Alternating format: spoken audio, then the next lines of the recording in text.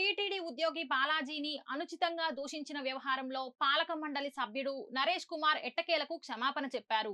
2 రోజుల నుండి తిరుపతిలో టీటీడీ ఉద్యోగ సంఘాలు ఇదే అంశంపై ఆందోళన చేస్తున్నాయి. బోర్డు సభ్యునిపై చర్యలు తీసుకోవాలని డిమాండ్ చేస్తున్నాయి. ఈ నేపథ్యంలో నరేష్ కుమార్ పైన ఒత్తిడి తీసుకొచ్చి బాలాజీకి దగ్గరుండి టీటీడీ ఈవో, అడిషనల్ ఈవో మరికొంతమంది బోర్డు సభ్యులు కలిసి తిరుమల అన్నమయ్య భవనంలో క్షమాపణ చెప్పించారు. దీంతో ఉద్యోగ సంఘాలు శాంతించాయి.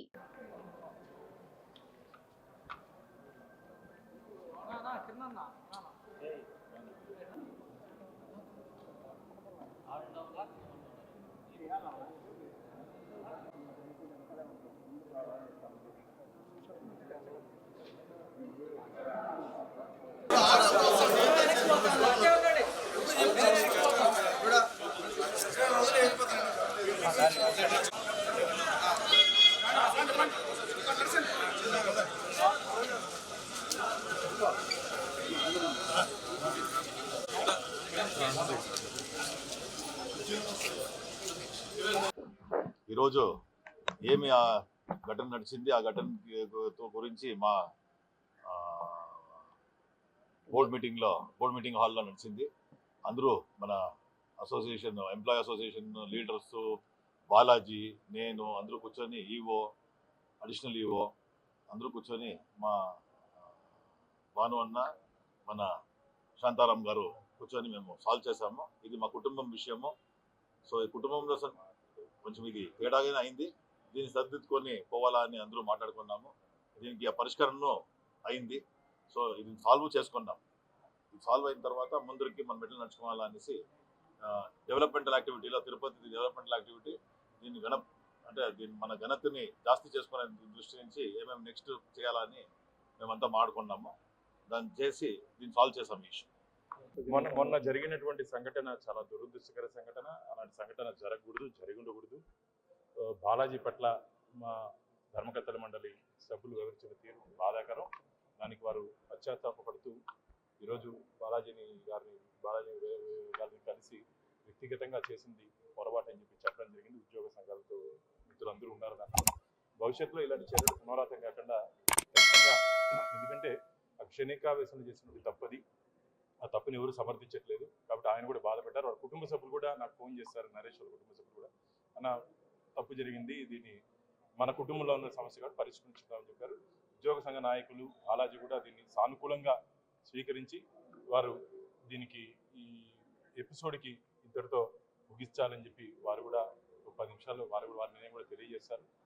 భవిష్యత్తులో ఏంటి జరగకుండా మేము చూసుకుంటూ నేను ఒకటే చెప్తున్నా, టీటీడీ అనేది ఒక ధార్మిక సంస్థ, ఒక ఆధ్యాత్మిక రాజధాని. ఇలాంటి ఈరోజు నేను 2 సంవత్సరాల కాలం ఉంటుంది నాకు ధర్మకర్తల మండలిగా. ఉద్యోగస్తులు ఒక 40 సంవత్సరాలు పనిచేస్తే ఎప్పటికీ మన సంస్థ ఉంటుంది. కాబట్టి ఆ సంస్థ ప్రతిష్టత కాపాడే దిశగా మనందరం కలిసి ఉండాలని చెప్పి నేను వారు కోరుకోవడం జరిగింది. ఇదంతా ఒక కుటుంబంలో ఒక చిన్న సమస్య వచ్చింది. ఆ సమస్యను మేము పరిష్కరించుకున్నాం.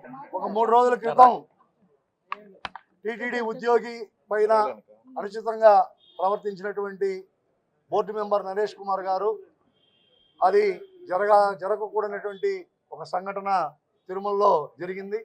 దీనిపైన ఉద్యోగ సంఘాలుగా మా యొక్క మనోభావాలు దెబ్బతిన్నాయి, మా ఆత్మాభిమానం దెబ్బతిన్నది.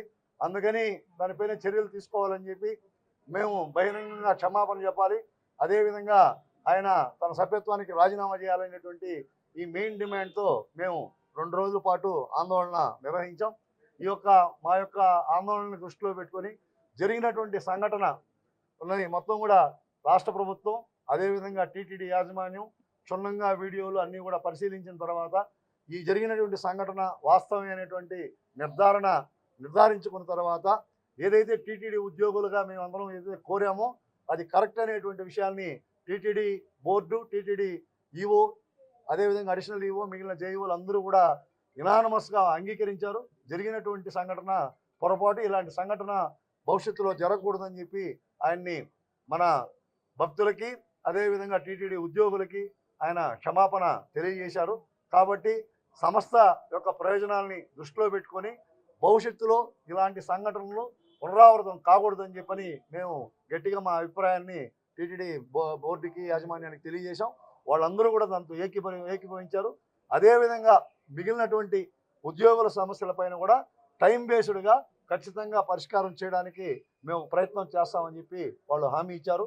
ఈ హామీని మేము దృష్టిలో